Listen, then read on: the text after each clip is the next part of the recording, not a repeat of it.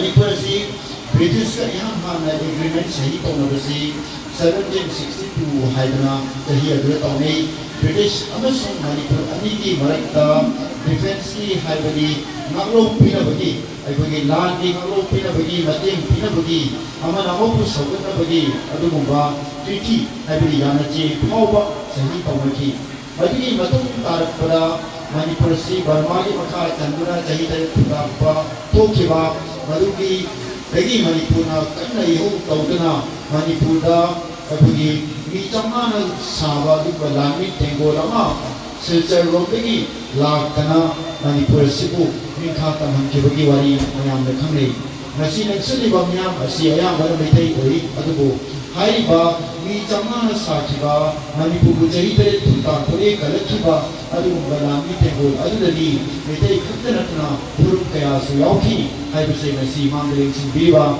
mayam na su khanni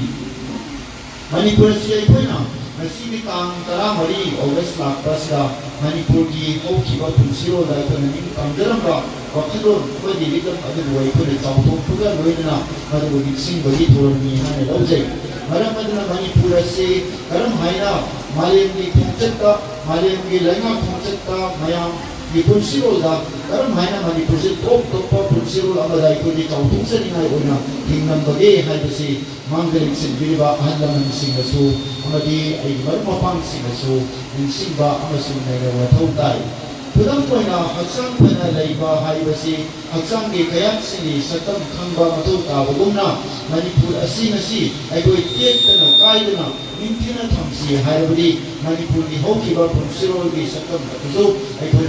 ko'y khangba matau tay amasung horot liba mahasing gusto Manipur asi kalimo haibase yum da wali sabiduna khangba matau tay matam adula miyoy haksang kayat sing masak khangba matamda haksang na punna phana yaipana leiba pangalne na leiba mamba adumna Manipur gi hokiba punsiro gi sakam ai koi karam na hilam bage haibasi nasigi mirol amadi tungdala ke mirol sina nikhin hanglabadi masagi izat leina masagi kai khundaba leina amasung malem gi leipak singi mamangda ai koi su kanam te gi ta dan hilam leibak ni haibase ai koi ikhau pongna lawabang